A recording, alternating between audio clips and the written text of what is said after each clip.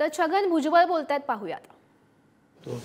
परंतु आता एक उमेदवाराचा जे एक थोडंसं अशी एक प्रथा आहे की काही वेगवेगळ्या पक्षाच्या लोकांना कार्यालयामध्ये जाऊन भेटी देणं, त्याप्रमाणे ते आलेले होते. आणि आमचे सगळे कार्यकर्ते जे आहेत, जिल्हाध्यक्ष, शहराध्यक्ष, महिला, युवा वगैरे सगळे,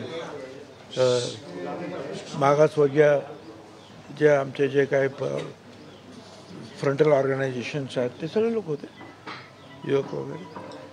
आणि कामाला सुरुवात झालेली आहे आणि आता प्रचाराचा वेग आता वाढेल.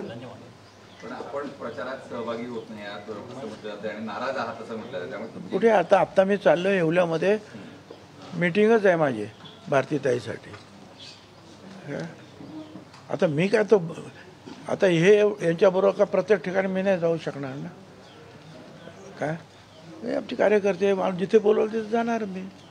भुजबळ साहेब, शरद पवारांनी एक मोठं वक्तव्य केलेलं आहे. नरेंद्र मोदींच्या विचारधारेशी जुळून घेणं अवघड आहे आणि येत्या काळात प्रादेशिक पक्ष काँग्रेसमध्ये विलीन होईल, अशा पद्धतीचं वक्तव्य. आणि याला उद्धव ठाकरे देखील सकारात्मक आहेत असं शरद पवार म्हणतात.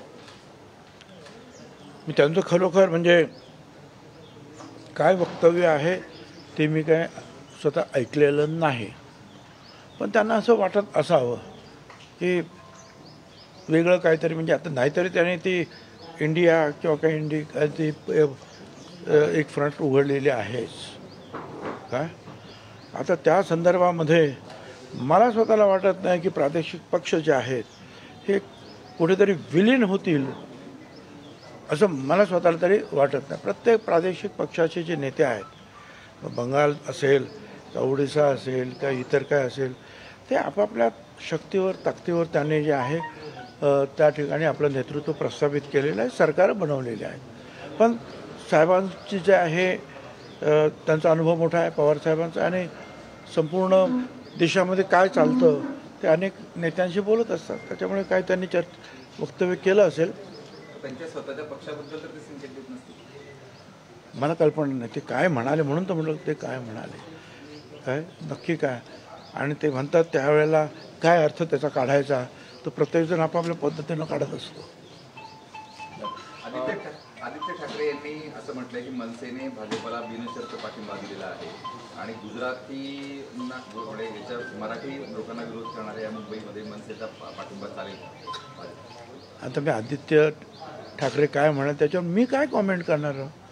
कोण काय काय बोलतो, तुम्ही साहेबांबद्दल जे ते जनरल असो, राजकीय चित्र काहीतरी वेगळं होणार असा प्रकारचं होतं म्हणून मी त्याच्यावर बोललो. बाकी आता प्रत्येकजण जे आहे हे कलगीतुरा अजून थोडे दिवस सुरू राहणार आहे. हा एक जण बोलणार, ते एक जण. तरी आता बरं झालं बारामतीची निवडणूक संपल्यामुळे, काय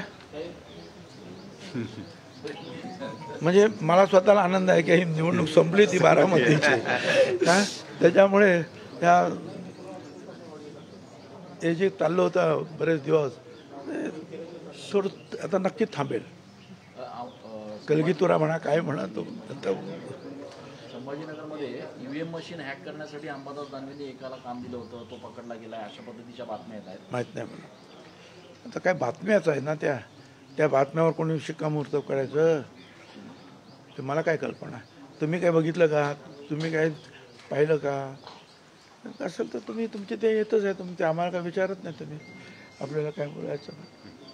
अरे लोकांचे आशीर्वाद तर मागा, यांचे पण आशीर्वाद मागा. हे लोक बरोबर आता कांद्याचा फक्त विषय होता. कांदे का कांदा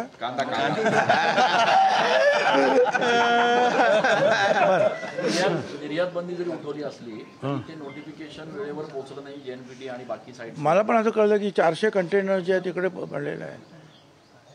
मला कळत नाही सरकार काय. ठीक आहे आता, परंतु ते सरकार पावलं उचलायला पाहत आहे, पण कुठेतरी हे सरकारी अधिकारी जे आहेत हे कुठेतरी एखादी गोष्ट अशी करतात की त्याचा परिणाम उलटाच होतो आहे.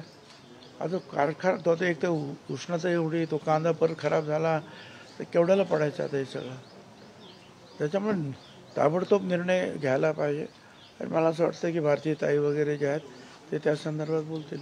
वरती पियुष गोयल जे आहेत ते मुंबईतच आहेत, वर्तमानपत्रामध्ये या सगळ्या गोष्टी आलेल्या आहेत. अधिकाऱ्यांची उदासीनता असं वाटतं. अधिकाऱ्यांची उदासीनता असं मला काही कळत नाही ना. अनेक वेळेला जे आहे एक काम करतात एक काम सोडतात. बरं, आचारसंहिता असल्यामुळे मंत्रीसुद्धा त्याच्यामध्ये जास्त मजबूतीनं बोलू शकत नाहीत. ही सगळी अडचण असते. पण मला असं वाटतं की आता तुम्ही ज्या पद्धतीने त्याला उजाळा दिलेला आहे सुटेल आज हा प्रश्न. हां.